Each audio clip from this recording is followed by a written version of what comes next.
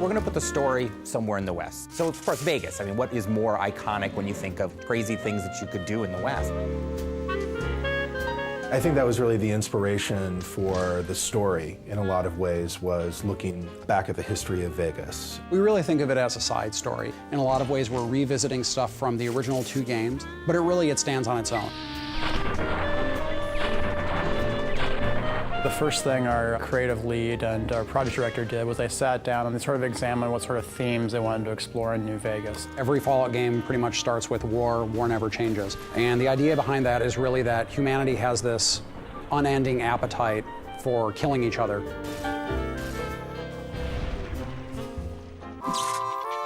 Fallout New Vegas is a post-apocalyptic role-playing game. It's set a couple of hundred years after a cataclysmic nuclear war between the US and China, and it takes place at a time when the city of New Vegas is actually being rebuilt. Fallout 3 starts with you being born, and you're a baby, and you go through your young adulthood until you leave the vault.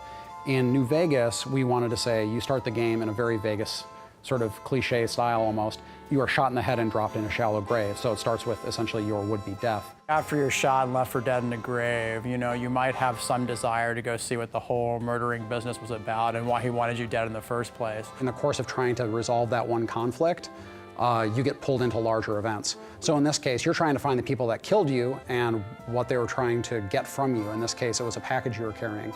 So, of course, as you go around, you find out that what you were carrying is centrally tied into this major conflict in the area between New California Republic and Caesar's Legion and Mr. House, who's the guy that sort of runs the strip in New Vegas. Player freedom is very important in the Fallout series, and when we allow the player to basically have a choice in what they do and how they do it, by leaving the plot open in a way that basically they're just learning what's going on in the world, it gives them a lot more freedom in how they want to learn that information.